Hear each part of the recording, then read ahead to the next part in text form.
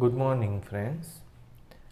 આપણે ગયા લેક્ચરમાં કેપેસિટરની શરૂઆત કરી દીધી હતી અને એમાં મેં અમુક પોઈન્ટ્સ તમને લખાવ્યા હતા, સમજાવ્યા હતા કે કેપેસિટર શું છે, એનો ઉપયોગ શું છે, એમાં શું શું ચેન્જીસ કરીએ તો આપણને વધારે એમાઉન્ટમાં ચાર્જ એની ઉપર સ્ટોર કરી શકીએ, એટલે કે વધારે એમાઉન્ટમાં એની ઉપર ઇલેક્ટ્રિક એનર્જી સ્ટોર કરી શકાય. આવી આપણે થોડી વાતો એમાં લીધી હતી, બરાબર. પછી હવે હું આખું ડિટેલમાં નહીં સમજાવું, પણ તમને ખબર છે કે કેપેસિટર જુદા જુદા ટાઈપના હોય, બરાબર. અને એમાં બે પ્લેટ વાપરવાની છે, એકને ધન પ્લેટ કહેવાય છે, બીજી પ્લેટને ઋણ પ્લેટ કહેવાય છે. આવું ટેક્સ્ટ બુકમાં તમારે લખેલું જ છે, એટલે એ પણ લેવાની જરૂર નથી. બંને પ્લેટ વચ્ચેના વિદ્યુત સ્થિતિમાનના તફાવતને આપણે વી કહીએ છીએ. ફરીથી હું ઝડપથી કહી દઉં તો એક પ્લેટ કેવી કહેવાય છે? ધન પ્લેટ કહેવાય, અને બીજી પ્લેટ ઋણ. ધાતુના બે ટુકડાને પ્લેટ કહેવાની હોય કે ન હોય, બરાબર. પછી એક ટુકડો લીધો તો ત્યારે આનો સ્થિતિમાન અને પેલી બાજુ કોનો સ્થિતિમાન લીધો તો? ઝીરોને રેફરન્સ લીધો હતો.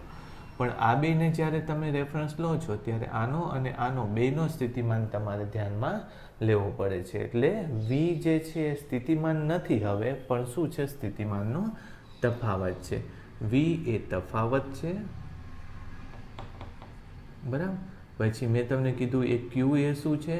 સ્થાપિત વીજભાર. સ્થાપિત વીજભાર ધન અને ઋણ બે હોય, પણ આપણે શું કરવાનું? ક્યુ એ ગમે તે એક પ્લેટનો સ્થાપિત વીજભાર છે. સી એનું કેપેસિટન્સ કહેવાય, ક્યુના છેદમાં વી. આવું આપણે ધ્યાનમાં લીધેલું છે. પછી આકાર પ્રમાણે એના કેપેસિટન્સનું સૂત્ર આપણે બદલી શકાય. મૂળ તો આ સૂત્ર છે, પણ એની જગ્યાએ એપ્સિલોન 0 a બાય ડી જો વાપરવું હોય તો ત્યારે શું થઈ જાય છે? બે સમાંતર પ્લેટો તમે આવી રીતે મૂકેલી હોય છે, એની વચ્ચેનું અંતર ડી હોય છે અને આનું ક્ષેત્રફળ એ હોય છે. ડી મોટા ભાગે કેવું હોય છે? નાનામાં નાનું હોય છે. શું કામ? કારણ કે પ્લેટો જે છે એને લીધે વિદ્યુત ક્ષેત્રની તીવ્રતા આપણે કેટલી લેવાની છે? સિગ્માના છેદમાં એપ્સિલોન 0 જેટલી લેવાની હોય, બરાબર. એટલે એવું ક્યારે બને? આ અનંત પરિમાણવાળી પ્લેટ બને તો જ. અને સીમિત પરિમાણવાળી પ્લેટને અનંત પરિમાણવાળી પ્લેટ ક્યારેક ગણી શકાય છે. ક્યારે ગણી શકાય છે? કે જ્યારે તમે એના ખૂબ નજીકના વિસ્તારની વાત કરતા હોય ત્યારે. એટલે એની વચ્ચે વિદ્યુત ક્ષેત્ર કેટલું આવે છે? તો કે સિગ્માના છેદમાં એપ્સિલોન 0. અહીંયા વિદ્યુત ક્ષેત્ર કેટલું આવે? 0. અહીંયા કેટલું આવે? 0. આ બધું ટેક્સ્ટ બુકમાં છે, એટલે હું ઝડપથી લઉં છું, આને આપણે ડિટેલમાં લેતા નથી. ઓકે. બીજા કેપેસિટર હોય છે. કેવા કેપેસિટર? તો કે સ્પેરિકલ કેપેસિટર હોય છે. એક સ્પિયરની અંદર બીજો સ્પિયર હોય છે, બરાબર. એને સ્પેરિકલ કેપેસિટર કહેવાય.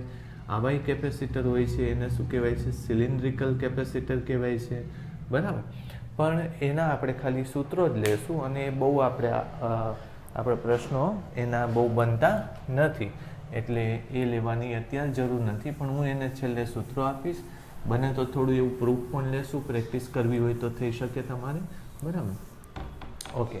આટલું લખ્યા બાદ આપણે બહુ એક સિમ્પલ ક્વેશ્ચન લઈ લઈએ. ચાલો, એટલે થોડી પ્રેક્ટિસ થઈ જાય. આની સાઈડ બી છે, આ સી છે, અને એક બીજી પ્લેટ છે, એની વચ્ચેનું અંતર એ છે, બરાબર. એ જ રીતે બે સર્ક્યુલર પ્લેટ છે, આની ત્રિજ્યા આર છે, અને આની વચ્ચેનું અંતર એલ લઈ લઈએ. એલ છે. બોલો, કેપેસિટન્સ લેવાનું છે. હવા ભરેલી છે. શું થશે? બોલો, કેપેસિટન્સ સી એપ્સિલોન 0. એ કેટલું થશે? એ એટલે સી ઇન્ટુ બી, અને બે વચ્ચેનું અંતર એ. ખ્યાલ આવ્યો? એ એટલે કેપિટલ એ એટલે ક્ષેત્રફળ. આવું થશે. આમાં તમે વિચારો તો she is equal two epsilon 0 એ એટલે ક્ષેત્રફળ કેટલું થાય? પાઈ આર સ્ક્વેરના છેદમાં એલ. આવું થશે, બરાબર. તો આ પ્રેક્ટિસ માટે લીધા છે. તમે બે આ પ્રશ્નો લઈ લેજો કે કેપેસિટન્સ કેટલું થાય, બરાબર. સૂત્રોને આધારે એ સમજવાનું આવે. ઓકે. એક બીજી બાબત પણ કેપેસિટર માટે લઈ લઈએ. ધારો કે આ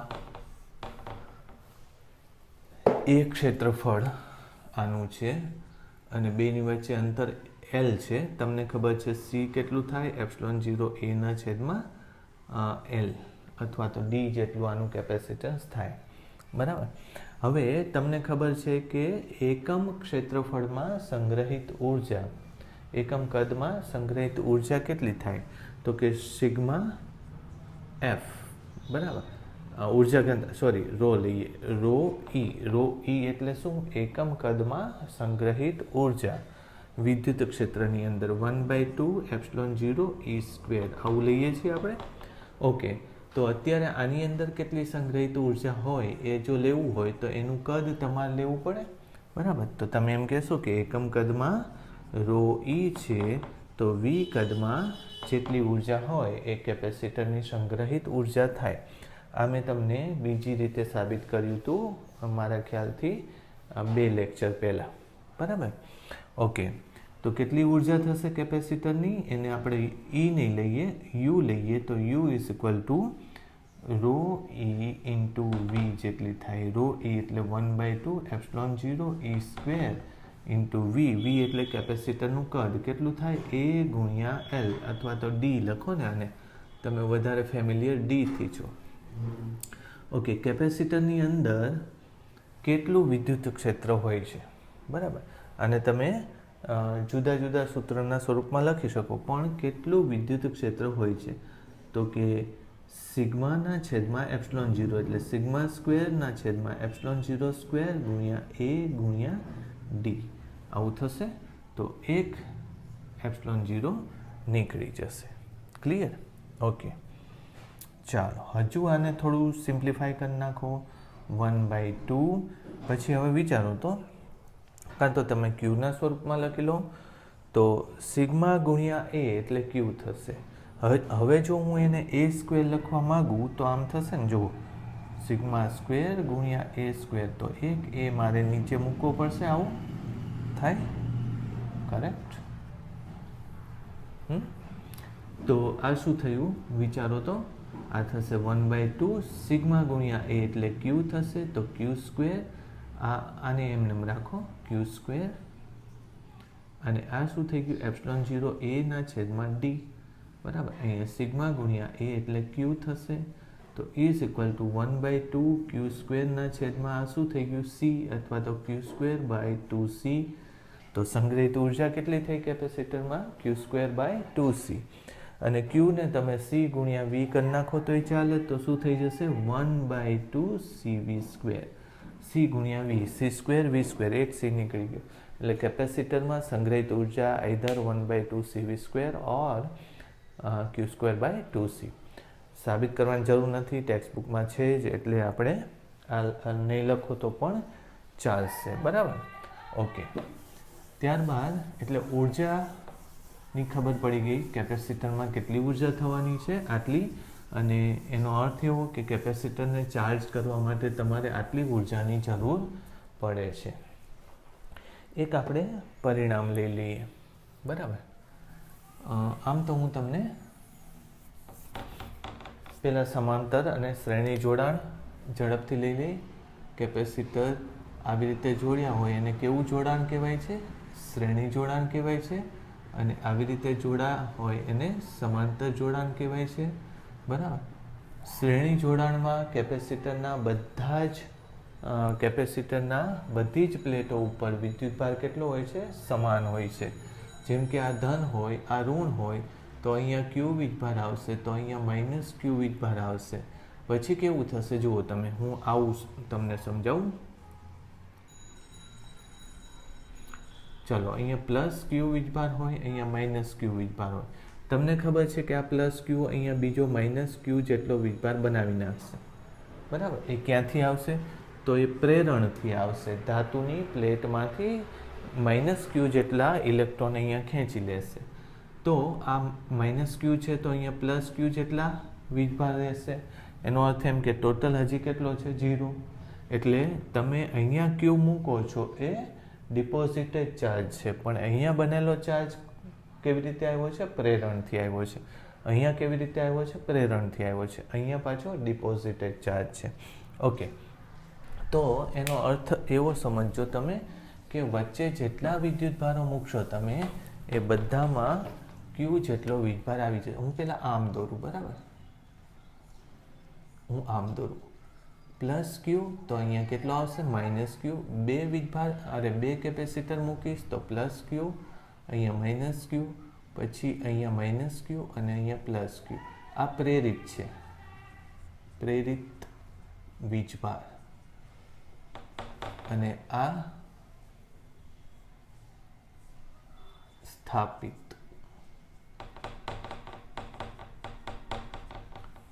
આ સ્થાપિત વીજભાર છે. સમજાણું? હવે એક પ્રશ્ન પૂછાયેલો, એ તમારે જવાબ આપવાનો છે. આમાં તમે કેટલો વીજભાર મૂકો છો ક્યુ. માઇનસ ક્યુ આપણે ગણતા નથી, ધન વીજભાર જ ગણો તમે. આમાં પ્લસ ક્યુ વીજભાર તમે મૂકો છો. આમાંય કેટલો વીજભાર મૂકો છો? પ્લસ ક્યુ જ મૂકો છો ને તમે. સ્થાપિત તમારો વીજભાર કેટલો છે? પ્લસ ક્યુ. તો બંનેમાં સ્થાપન કરવા માટે જરૂરી ઉર્જા સમાન છે. બંને સ્થિતિમાં ચાર્જિંગ માટે જરૂરી ઉર્જા સમાન. બંને સ્થિતિમાં ચાર્જિંગ માટે જરૂરી ઉર્જા સમાન છે, આવો પ્રશ્ન પૂછાયેલો. બોલો તમારો જવાબ શું થાય? તમે વીજભાર સમાન મૂકો છો તો ચાર્જિંગ માટે ઉર્જા સમાન છે? નહીં. આમાં ધારો કે 10 જૂલ જેટલી ઉર્જાની જરૂર પડતી હોય તો આ બેયને સ્થાપન માટે 10 જૂલની ઉર્જા જરૂર પડે, પણ પ્રેરણ માટે તમારે પોતાની ઉર્જા દેવી પડે છે. મેં ગયા લેક્ચરમાં સમજાવ્યું હતું કે 100 જૂલ તમે મૂકેલો હોય, ઉર્જા સ્થાપિત થયેલી હોય, એક બીજો સ્પીયર મૂકેલો છે, એમાં 10 જૂલ આવી, 10 નહીં પણ 100 જ આવે એમાં એકચ્યુઅલી બીજી, પણ 10 જૂલ ઉર્જા આવી તો 10 તમારામાંથી ગઈ છે એ ઉર્જા, અને મેં 90 જૂલ કરી હતી યાદ હોય તો એનો અર્થ શું થયો કે આ કેસમાં તમારે સ્થાપન માટે ઉર્જા દેવી પડે છે અને પ્રેરણ માટે તમારે જ દેવી પડે છે. વીજભાર તમારે નથી દેવો પડતો, પણ ઉર્જા દેવી પડે છે વીજભાર બનાવવા માટે. સમજાયું? એટલે આ એના જેવું છે કે બેંક તમને પૈસા આપે છે પણ લોન પેટે આપે છે, બરાબર? એટલે આમ એ તમારા પૈસા નથી, બરાબર? આવે છે બેંકમાંથી પણ દેવા તો પાછા તમારે જ પડશે, બરાબર? ઓકે, તો આમાં શું આવશે? બંનેમાં ઉર્જા સમાન નથી. બીજા કેસમાં ઉર્જા વધારે છે, એકચ્યુઅલી ડબલ ઉર્જા દેવી પડશે. ઓકે, આટલું સમજ્યા? શ્રેણીમાં જો હવે પોઈન્ટ લખજો તમે. શ્રેણીમાં વીજભાર સમાન રહે, આ પહેલો પોઈન્ટ, બરાબર? શ્રેણીમાં વીજભાર સમાન રહે અને શેનું વહેંચણી થાય? સ્થિતિમાન વહેંચાય, બરાબર? પછી શ્રેણીમાં C = C1 પ્લસ, મારી ભૂલ થઈ ગઈ. શ્રેણીમાં 1/C = 1/C1 પ્લસ 1/C2 એવું થાય, Cn, બરાબર? ઓકે, પછી આમાં એક વસ્તુ આવે છે ને કે C is lesser than C minimum of C1 C2 Cn માંથી જે પણ આ બધામાંથી જે ઓછામાં ઓછો હોય એનાથી એ Cની કિંમત કેવી થશે? ઓછી થશે. આ તમને સમજ પડે. કદાચ આની સાબિતી ન લો તો શ્રેણી અવરોધ માટે તમે ભણેલા છો, R = R1 plus R2 plus Rn. તમને મેં કીધું હતું કે પ્રવાહ વિદ્યુતમાં અવરોધ એ સ્થિત વિદ્યુતમાં કેપેસિટર તરીકે છે, એટલે આરની જગ્યાએ 1/C લખવું જોઈએ, તો આની જગ્યાએ 1/C1, આની જગ્યાએ 1/C2, એવું મેં હમણાં જ કહ્યું હતું આના આગળના લેક્ચરમાં. થાય આવું? ઓકે, હજી એક વસ્તુ આમાં એડ કરી દઈએ. શું એડ કરી નાખીએ? જો જોડેલા કેપેસિટરમાં તફાવત બહુ ન હોય, લખવું હોય તો લખજો. જોડેલા કેપેસિટરની કિંમતોમાં તફાવત મોટો ન હોય તો પરિણામી કેપેસિટરની કિંમત તમામ કેપેસિટરની કિંમત કરતાં ઘણી જુદી મળે. બીજો પોઈન્ટ, જો જોડેલા કેપેસિટરોમાં તેમના મૂલ્યનો તફાવત મોટો હોય, તેમના મૂલ્યનો તફાવત મોટો હોય તો પરિણામી કેપેસિટન્સ નાનામાં નાના મૂલ્યના કેપેસિટર જેટલું જ થાય, નાનામાં નાના મૂલ્યના કેપેસિટર જેટલું જ થાય. એક એક્ઝામ્પલ આપી દઉં અને પછી આપણે પરિણામ પણ લઈએ, સમજીએ. હવે અત્યારે સમજવા માટે બે કેપેસિટરની વાત કરશું આપણે, સમાંતર પછી લઈએ, આપણે શ્રેણીની જ વાત કરીએ. ફક્ત બે કેપેસિટરની વાત કરીએ. એક કેપેસિટર C1 બરાબર ધારો કે C છે, બીજું કેપેસિટર C2 બરાબર ધારો કે 1000 C છે, બરાબર 1000 C છે. ચાલો, પરિણામી કેપેસિટન્સ કેટલું થાય? 1/C1 પ્લસ 1/C2, એટલે આ યાદ રાખજો. આવી રીતે હવે તમે જુઓ જોઈએ, આનું સૂત્ર લખવું હોય તો શું થાય? C1 C2 ભાગ્યા C1 પ્લસ C2, આ તમને આવડશે, બરાબર. 1000 C ઇન્ટુ C ભાગ્યા બેનો સરવાળો 1000 ને 1 C, 1 નીકળી ગયું, બરાબર. તો 1000 C ભાગ્યા 1000 ને 1 C, ની સોરી 1000 ને 1 લગભગ કેટલું થાય? C જેટલું જ થશે, થાય. એટલે મેં તમને કીધું કે નાના કેપેસિટરના મૂલ્ય જેટલું જ આવે એ કેપેસિટન્સ, બરાબર. ઓકે, હવે જો આ બે કેપેસિટર લગભગ સમાન મૂલ્યના હોય, હવે એ હું સમજાવું તમને કે તમારે શું કરવાનું. તો જ્યારે બે કેપેસિટરની વાત હોય તો તમને જો ખબર પડે કે કેટલા ભાગ પડે છે, ડિવાઈડ કરવાના. ટોટલ આ બેની કિંમત એડ કરો એટલે કેટલી થાય છે? 1000 ને 1 C. એ C કરતાં કેટલું મોટું છે, બરાબર. તો C કરતાં કેટલું મોટું છે? 1000 ને 1માં ઘણું મોટું છે. બંનેનો સરવાળો કરો. બીજું, નાના કરતાં કેટલા ગણું, ધારો કે n ગણું, મોટો ભાગ્યા n કરો. એ તમારો જવાબ. સમજાવું તમને. આમાં જુઓ તો કેટલું આવ્યું? 1001 આવ્યું. નાના કરતાં કેટલા ગણું? 1000. આને લખતા જઈએ, સરવાળો કરો. 1001 C. નાના કરતાં કેટલું? તો કે 1000 ને 1. મોટો ભાગ્યા n કરો. મોટું કેટલું છે? 1000 ભાગ્યા n એટલે 1001 C. આ જવાબ બહુ કામમાં આવશે. જેમ કે તમને એમ કીધું હોય કે એક કેપેસિટર છે 4 કુલમ માઇક્રોકુલમનું, બીજું કેપેસિટર છે 2 માઇક્રોકુલમનું. તો આનું પરિણામ શું થાય? તો આવી રીતે લખવું પડે ને, પણ બેનો સરવાળો કરો કેટલું? 6. નાનાથી કેટલા ગણું મોટું છે? 3 ગણું, બરાબર. તો ભાગ્યા 3, અને મોટું જે છે એ મૂકો 4 ભાગ્યા 3 જવાબ આવે, બરાબર. આ તમને જી નીટમાં ખૂબ અગત્યનું છે. તમારે બોર્ડની પરીક્ષામાં સ્ટેપ દેખાડવા પડે, પણ આમાં સ્ટેપ દેખાડવાની જરૂર નથી, બરાબર. આ રીતે કરી શકાય. તમારે તમને એ જ રીતે ધારો કે આમ આપેલું હોય 1 માઇક્રોકુલમ, બરાબર. તો તમારે આ બેનું પહેલાં કરી નખાય, અથવા આ બેનું પહેલાં કરી નખાય. આ બેનું કેટલું આવ્યું? 4/3 આવ્યું. 4/3 પ્લસ 1 એટલે કેટલું આવે? 7/3. આ બેનું આવી ગયું ને ટોટલ કેટલું આવ્યું? 4/3, બરાબર. 4/3. 4/3 પ્લસ 1 એટલે 7/3. નાના કરતાં કેટલા ગણું વધારે છે? તો કે 7/3 ટાઈમ્સ વધારે છે.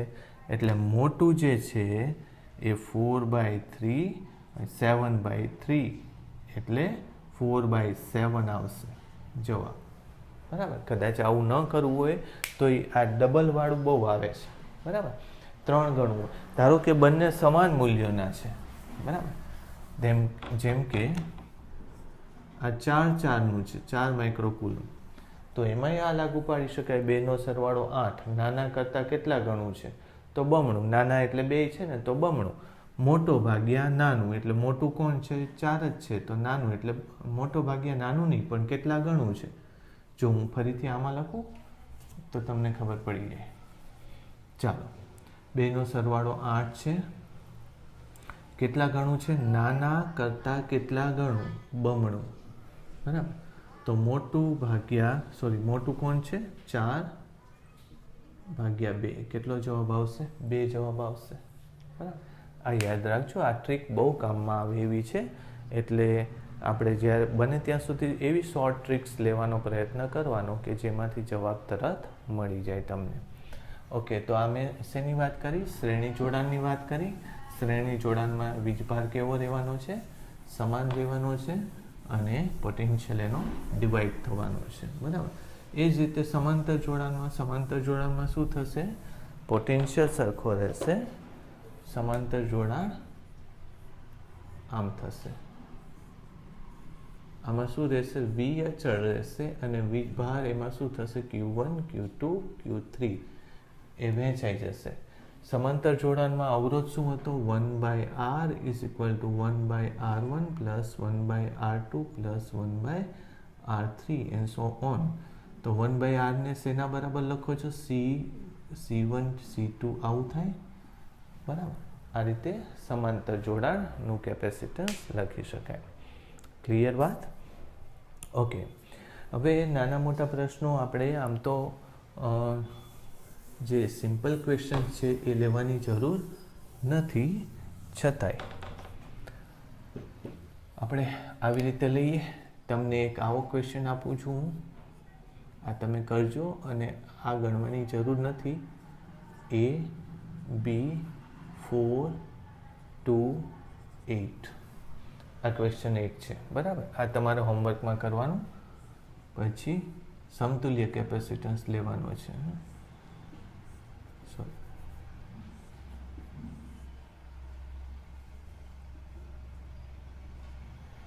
આવો છે. હવે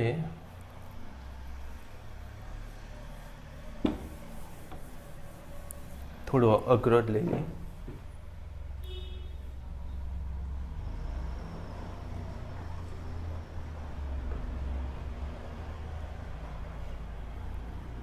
ચલો,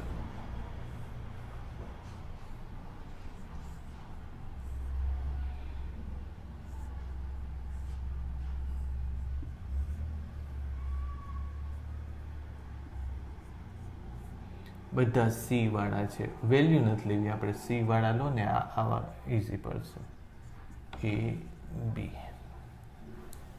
કરેક્ટ. તો મેં તમને કીધું ને કે આને તમે છે ને અવરોધના ફોર્મમાં બને ત્યાં સુધી સોલ્વ કરો તો વાંધો ન આવે. બે રીતે હું તમને સોલ્વ કરાવું. બરાબર, ધારી લો કે અહીંયા જે હું પોટેન્શિયલ રાખવાનો છું, બરાબર, બંને શાખાઓ જે છે એ લગભગ સરખા ટાઈપની છે. એક અવરોધ, પછી બીજા અવરોધે પહોંચી જવાય છે. બેની વચ્ચે પાછો એક બીજો અવરોધ નહીં, એક કેપેસિટર, વળી પાછો બીજા કેપેસિટરે બી પાસે પહોંચી જવાય છે. એટલે ઉપરના બે રસ્તા લઈએ તો આની ઉપર જો Q વીજભાર આવે તો અહીંયા કેટલો આવશે? Q વીજભાર. અહીંયા -Q આવે તો અહીંયા -Q જ આવશે. બે શાખાઓ કેવી છે? લગભગ સરખી. તો અહીંયા -Q આવશે, અહીંયા -Q આવશે, અહીંયા +Q આવશે, અહીંયા +Q આવશે. તો તમે વિચારો, તો અહીંયા ટોટલ વીજભાર કેટલો થવો જોઈએ? 0.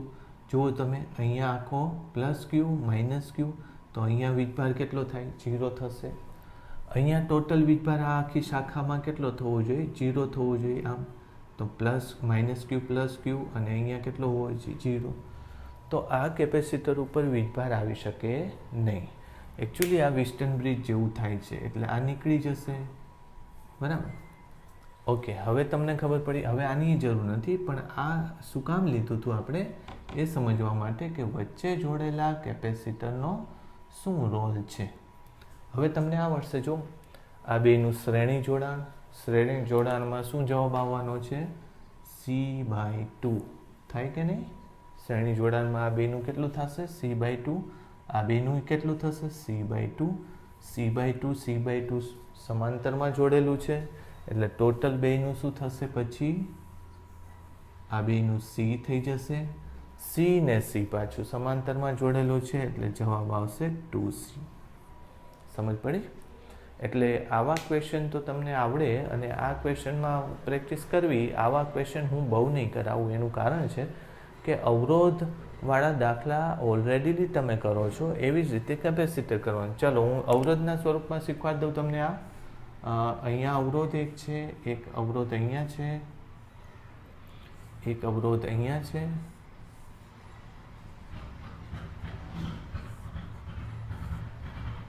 ચાલો અવરોધના સ્વરૂપમાં મારે શીખવું છે આ, બરાબર. તો આ A છે, આ B છે. હવે જો આ ઉપરનાને હું આમ દોરું, આને CD એમ લખું, તો A માંથી C, A માંથી D છે કે નહીં? A પછી C માંથી B અને B માંથી D થયું, અને CD આ જોડેલું ઉપરનું મેં લીધું. તો આ તો તમને ખબર છે આ શું છે? વિસ્ટન બ્રિજ છે. જુઓ, આ ભાગ્યા થઈ ગયો જવાબ, બરાબર, ઇક્વલ થઈ ગયું 1 1, એટલે આ નીકળી જશે. એટલે આ ઉપરનું એવી રીતે નીકળી જાય. કરેક્ટ? ચાલો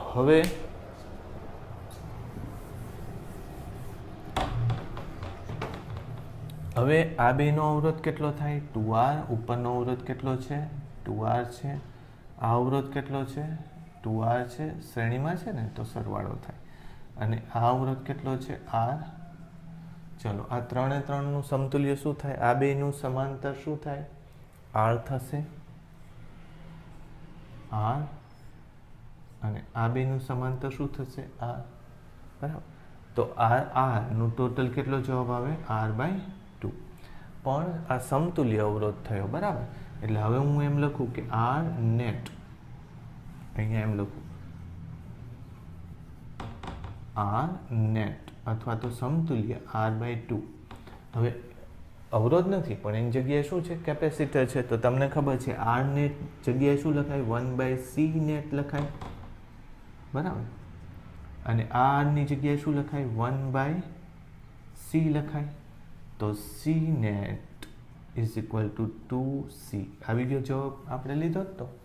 એટલે કદાચ તમને જો મુશ્કેલી થાય સીધું ગણવામાં, શું સીધું ગણવામાં? કેપેસિટરમાંથી સીધું ગણવામાં મુશ્કેલી થાય તો એ જ કેપેસિટરની જગ્યાએ તમે અવરોધો લઈ લો અને ઇક્વિવેલન્ટ રેઝિસ્ટન્સ લઈ લો. અને સમતુલ્ય અવરોધ એની જગ્યાએ 1/C, સમતુલ્ય કેપેસિટન્સ આરની જગ્યાએ 1/C લઈ લો. પણ આવું ક્યારે થશે? જ્યારે બધા જ કેપેસિટર સરખા મૂલ્યના હોય ત્યારે થશે. વિસ્ટન બ્રિજનો સિદ્ધાંત આમાંય લાગુ પડે. આ કેપેસિટર ભાગ્યા આ કેપેસિટર બરાબર આ કેપેસિટર ભાગ્યા આ કેપેસિટર થાય તો તમે વિસ્ટન બ્રિજ લગાવી શકો, વચ્ચેનું કેપેસિટર એમાંથી દૂર કરી શકો, બરાબર. આપણે જો કદાચ તમારે એકાદો ક્વેશ્ચન લઈએ આપણે હજુ, બરાબર.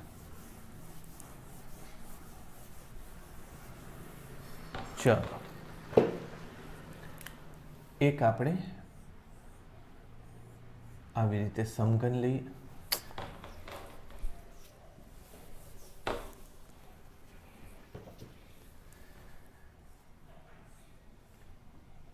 આવી રીતે સમઘન લઈ લઈએ.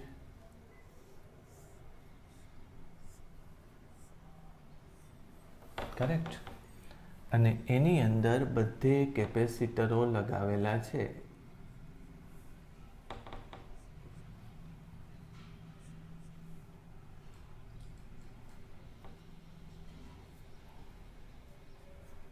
આ તમે દાખલો ભણેલા છો, બરાબર. પણ શેના માટે ભણેલા છો? અવરોધ માટે ભણેલા છો, રાઈટ. તો તમે હવે આમાં કેટલી પોસિબિલિટીઝ છે, બરાબર?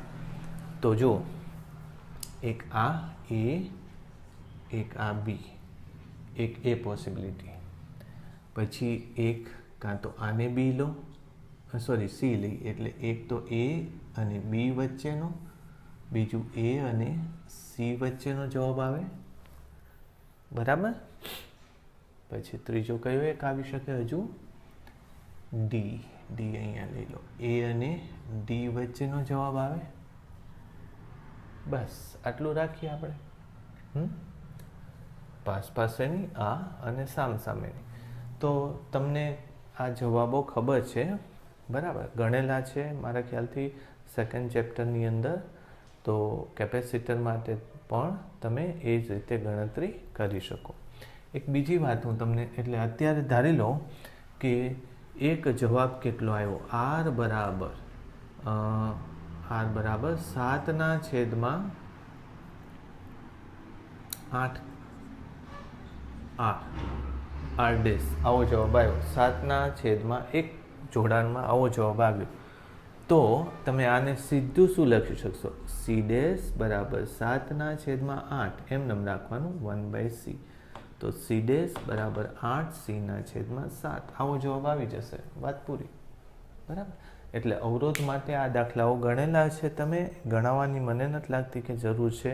હા, એક બીજી રીતે થઈ શકે, પોટેન્શિયલની રીતે પણ આમાં થઈ શકે, બરાબર? લેવું હોય તો એ લઈએ, એમાં કોઈ પ્રોબ્લેમ નથી. પણ તમે આવી રીતે કરશો તો પણ ચાલશે, બરાબર?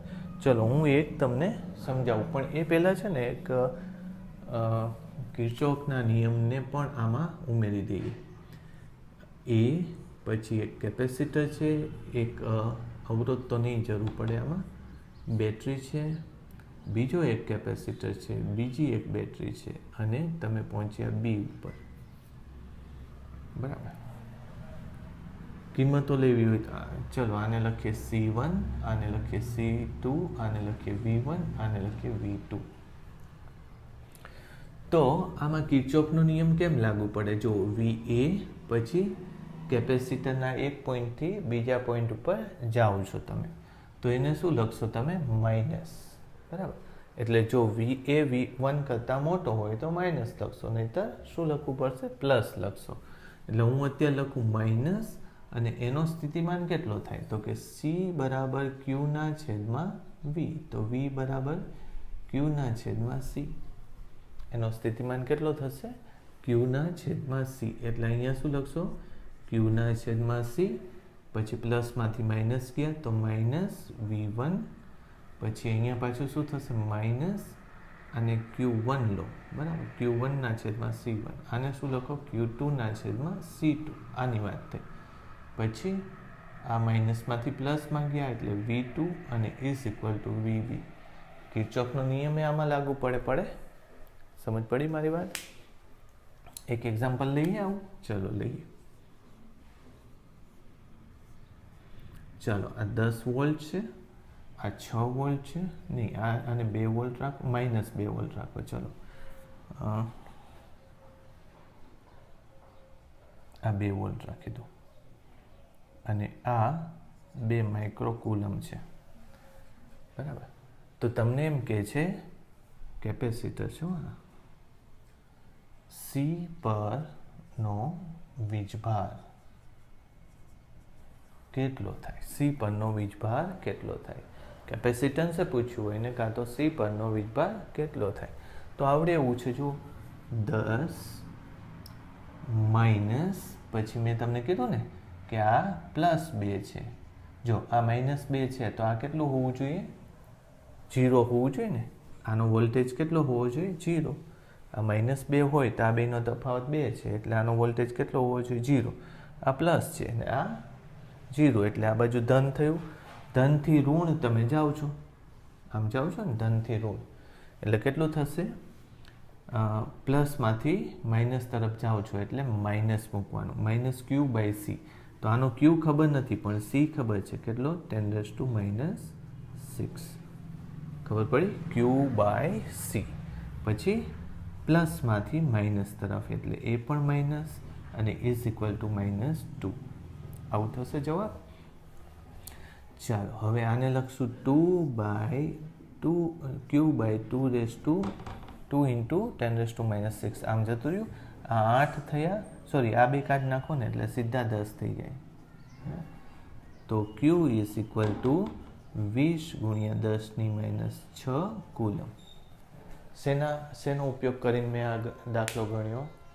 આ મેં તમને જનરલ સેન્સમાં આપ્યું. તમને એમ કે આની ઉપર વીજભાર કેટલો આવશે, તો આમ ગણવાનું કિર્ચોફના નિયમથી 10, પછી જોઈ લેવાનું કે ધન થાય છે કે ઋણ થાય છે, કયો છેડો ધન થાય છે, કયો છેડો ઋણ થાય છે.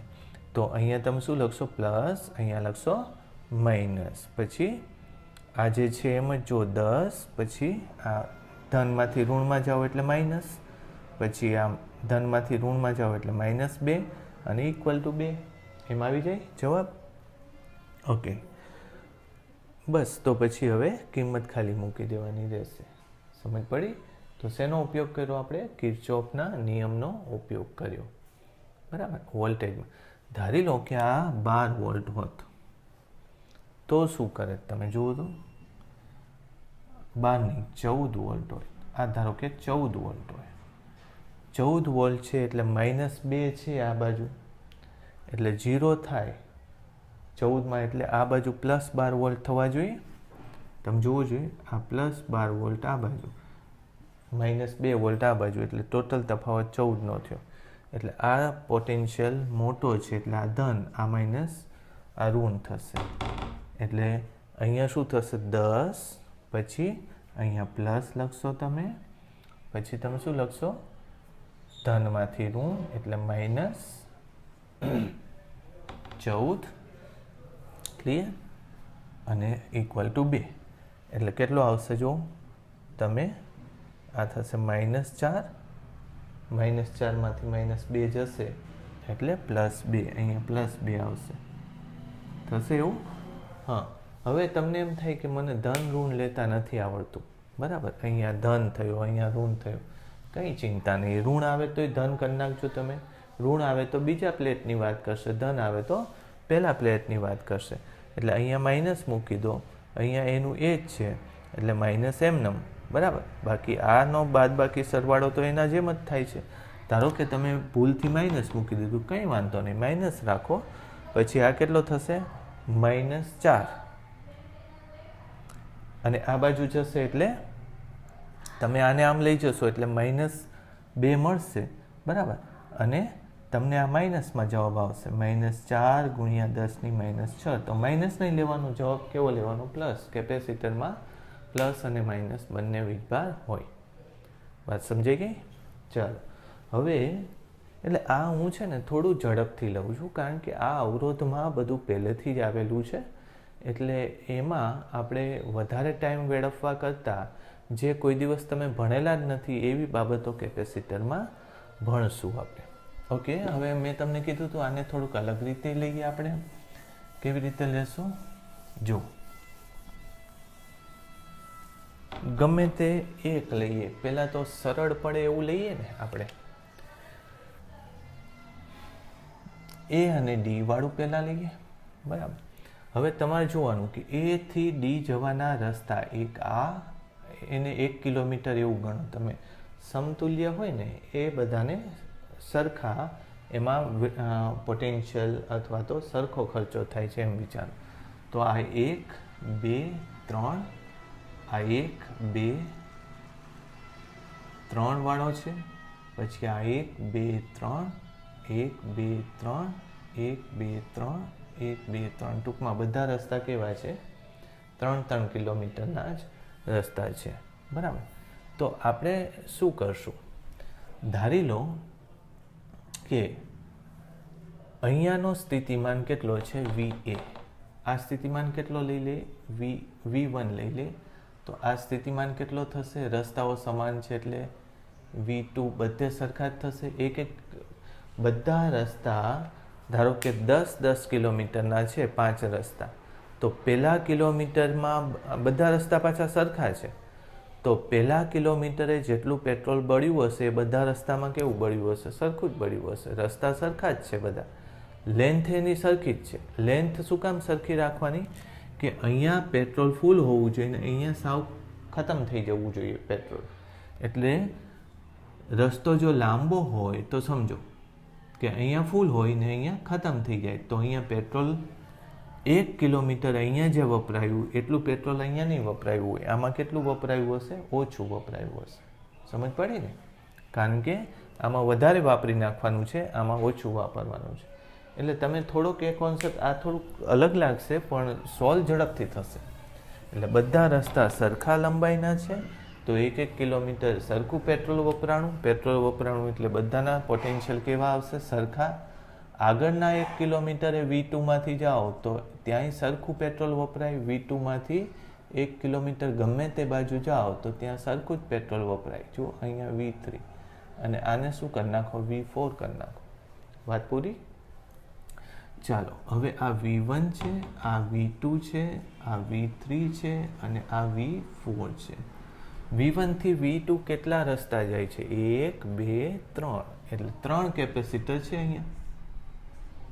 એમ વિચારી લો, આમ સમાંતર રસ્તાઓ છે ને V1 થી V2.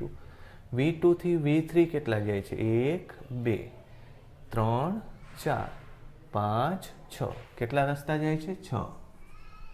એટલે 6 દરેક C કેપેસિટરમાંથી જાય છે એવું વિચારો.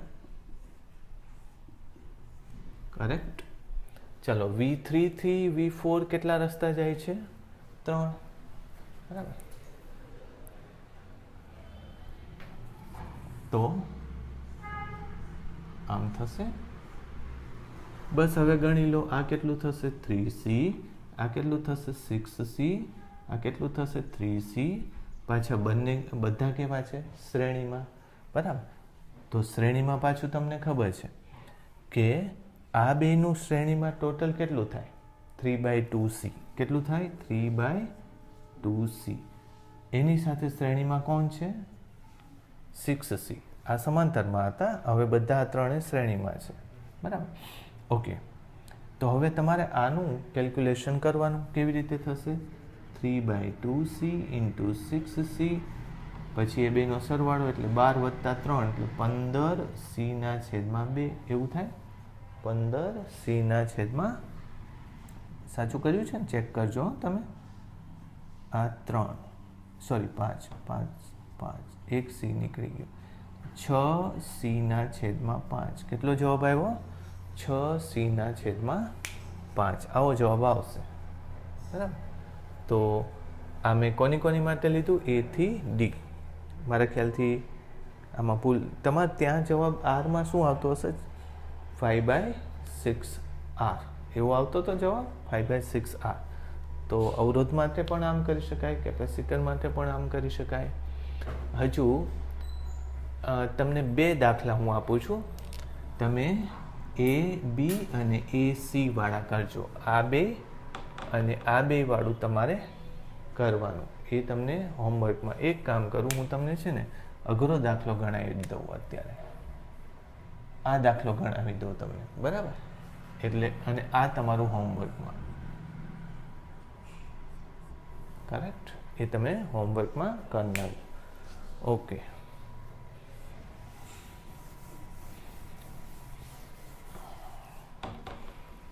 એટલે પહેલી રીતે તો થશે જ, અવરોધવાળો દાખલો લઈને એ તો થશે જ. આ તો હું અલગ રીતે શીખવાડું છું થોડું. તો આ 2 વચ્ચે મારે લેવું છે. પોટેન્શિયલ કાઢી નાખો થોડી વાર માટે સમજવા માટે, પછી આપણે એને પાછો લખશું. ચાલો V1 થી V2 એક રસ્તો આ છે કે સીધા જ પહોંચી જાઓ તમે. આ 2 વચ્ચે લેવાનું છે ને, A અને B વચ્ચે લેવાનું છે. સીધા જ એકવાર પહોંચી ગયા. પછી અમુક રસ્તા 3 કિલોમીટર વાળા છે. જો એક આ રસ્તો 3 કિલોમીટરનો છે, એક આ રસ્તો 3નો છે. જો 1 2 3 1 2 3. તો એ 2 જગ્યાએ શું મૂકો તમે? અહીંયા V3 મૂક્યું તો અહીંયા શું મૂકી દો? V3. 1 કિલોમીટર આગળ જાઓ એટલે V4 મૂકી દો તો અહીંયા શું મૂકી દો? V4. V4 થી પાછા પહોંચી જાઓ છો તમે. કરેક્ટ? પછી V3 થી V4 જવાનો એક રસ્તો સીધો છે, બાકી એક રસ્તો 3 કિલોમીટરથી V4 અને V3 જઈ શકાય. તો અહીંથી આમ 3 કિલોમીટર જઈ શકાય અને અહીંથી આમ 3 કિલોમીટર જઈ શકાય. તો અહીંયા શું લખી નાખો, V5 લખો અને અહીંયા V6 લખો. સમજાણું તમને?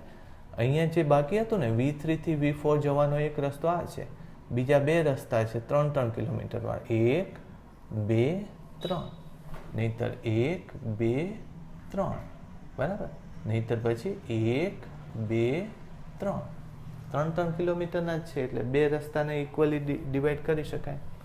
ચાલો હવે V1 અને V2, V1 V2 એક રસ્તો તો સીધો જ જાય છે, એક કેપેસિટર વાળો છે, આ રસ્તો આવી ગયો. પછી 3 કિલોમીટર વાળા રસ્તા છે વાયા V2 અને V4 જાય છે, એટલે અહીંયા શું લખો, V2 અને V3 અને V4. V1 થી V3 બે રસ્તા જાય છે જુઓ, એટલે અહીંયા બે કેપેસિટર આવશે. પછી V3 થી V4 પણ બે રસ્તા સીધા જ જાય છે, એક આ રસ્તો અને બીજો આ. V4 થી V2 બે રસ્તા જાય છે,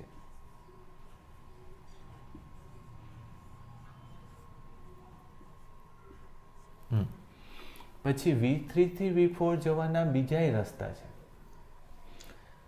એક તો સીધા રસ્તા તો લઈ લીધા, બરાબર, બીજા કયા રસ્તા છે, વાયા V5 અને V6, V5 અને V6.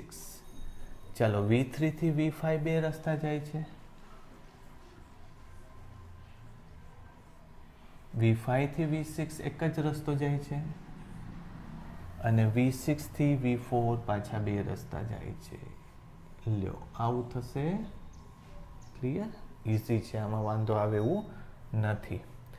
ચાલો આ બેનું ટોટલ શું થશે, 2C, રાઈટ. આ બેનું ટોટલ શું થશે, 2C.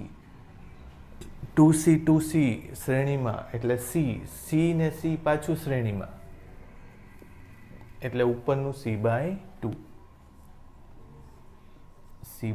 થયું. ચાલો આ નીચેનું કેટલું થાય, 2C. આ કેટલું થાય, 2C. આ કેટલું થાય, 2C, અને આ પાછું C. કરેક્ટ? ચાલો આનું લેવું પડશે C/2. હવે મારા ખ્યાલથી આ તમે કરી શકશો ને, આમાં મારે ટાઈમ બહુ વેડફવાની જરૂર નથી, તમે કરી નાખજો. આ બેનું ટોટલ કરવાનું રહેશે તમારે. C/2 ટોટલ 5 ભાગ બનશે, 2C/5 કરો, મારા ખ્યાલથી એવો જવાબ આવે ને, 2C/5, 2C/5. આનું ટોટલ શું થશે, C અને 2C/5 ને પાછું શ્રેણીમાં કરો, આની સાથે સમાંતર, એ જવાબ આવી જશે તમારે. ઓકે, આ તમે નોટ કરી નાખજો, કેલ્ક્યુલેશન કરી નાખજો, આ દાખલાના જવાબ પહેલાં સાથે કમ્પેર કરજો, રાઈટ? ઓકે, તો આટલું રાખીએ. આવતી વખતે હું થોડાક વધારે એડવાન્સ થિયરી સમજાવીશ. આવું હવે લેશું નહીં, કારણ કે આવું તો બધાને આવડે, બધા લોકો કરતા હોય છે. શ્રેણી સમાંતર અને એમાં પ્રેક્ટિસ કરશો એટલે આવડશે. ઓકે, ચાલો.